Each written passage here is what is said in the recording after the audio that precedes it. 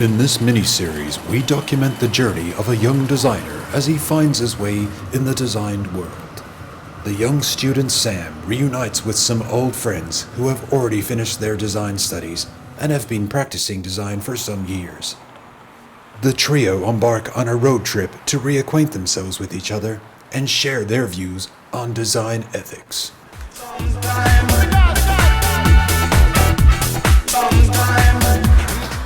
Got to get out of the office. I've got this stupid reality TV show thing on this weekend. I'm going to be out for the whole weekend, but listen, I just need to make sure that you're going to keep the price really low on the manufacturing. No, mate, we've got to have as much profit as possible, okay?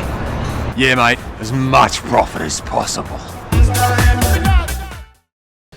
Well, to start, I don't really want to be on this stupid reality TV show. I've got work to do. I've got customers that need their product delivered on time. Money doesn't sleep. So yeah, I don't think there's much to be gained here for me on this show.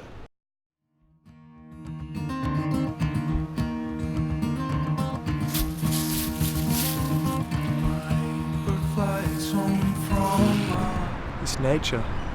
It's just beautiful. Consumerism's ruining the planet. Look, I'm just looking forward to getting out into the wilderness, enjoying ourselves, get to know one another again. It's been a few years now since we've seen each other. I don't know how the other guys have been really. I think Tim's like some big time corporate dude now, working for a tech company or something. He's always been that kind of guy that, you know, typified what Victor Papanek said about advertising design. His world's just like persuading people to buy things they don't need with money they don't have to impress others that don't care. And as far as Sam goes, I'm not really sure. I haven't seen him obviously in a while either, but you know, this whole weekend's kind of about him finding his way, so we'll see how he goes.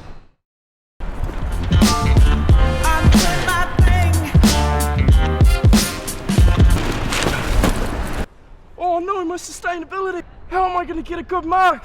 My project! Oh! Yeah, really excited to see the boys. You know, I haven't seen them in a few years now. To be honest, I don't really know what they've been up to. You know, I think I've heard Jules has sort of gone on his own path, whatever that may be. You know, but other than that, I've just kind of had my head down at uni, sort of getting into industrial design like the rest of them, and that's been really awesome. To be perfectly honest, I kind of fluffed around after school a bit, got a bit lost, didn't really do too much. So yeah, just kind of sorting out where I want to go in life at the moment, you know. Yeah, how's it been going, guys? Long time no see. Yeah, not too bad, mate. It's been going alright. I've been just like super relaxed lately, man. That's good to hear. Yeah. I suppose somebody's got to do it, hey? Oh, what do you mean by that? Nothing, mate. Oh, nothing. You bloody corporate fellas. Let's hear you elaborate a bit on that one. If you're off the grid, Man, who's going that's to the be thing. generating the electricity for all the other people who don't live off the grid? See, they can all just live off the grid themselves, man. We can all just chill out a little bit on the driving around everywhere. I mean, shit, we shouldn't even be driving everywhere. We don't need cars. Yeah, funny you say that actually. I've been doing this really interesting ethics class at uni, talking about this guy called this old codger Ivan Illich. He's got this theory, if you sort of add together all of the time that you revolve around cars, so say cleaning them, looking for them, buying them, maintaining them, right? And then actually driving them. And if you divide it out, you actually end up only travelling at about 5 miles per hour, or sort of walking speed. So it's really no more efficient than walking. Pretty interesting concept. You can't just take all the cars away. Yeah, I don't know, man. It's just a concept. Take it or leave it. Man, didn't realise Tim would be as bad as he is. Like, his lifestyle and his way of thinking, I'm just worried it's going to kind of impress upon Sam. He's got, you know, this young, impressionable mind. You know, some people might think my views are a little extreme, but I just want to kind of have a more slow, considered existence. I think we can all kind of just chill out and relax a little bit. What I want could probably be summed up with slow design, the ethos of which is, as Feldluck described, to encourage human flourishing within a meta-paradigm of a socially equitable world, a regenerative environment, and renewed visions of living and enterprise. Maybe Tim's got a point though. We've all got to make a buck. I don't know, maybe. So how's work been going, Tim? Yeah, pretty busy, mate. I don't know why I'm doing this TV reality show bullshit. We're working on a concept for the iPhone 50. I mean, it's been a couple of versions, but I mean, people just, you know, they want what they want, mate. 100 megapixel camera. It's about 2 foot long and about 1 foot wide. Fair enough. Do you have like any issues with all the problems that are going wrong with iPhones these days? Who told you that? The cameras break. Oh, No, been none a of few that. cases reported. Well, coming back to sort of uni, I mean, we've been learning about this idea of, I think they call it slow design. Mm-hmm. You know, so we have sort of less of this consumer-driven world. Do you think that the industrial design practice might be sort of leading the world into an implosion, basically? I reckon if we've been doing it since the Industrial Revolution, why change it? It's working pretty well as far as I'm concerned. No, man, it's not working well. But these are the tools that were developed like in the 1920s to get us out of depressions. You know?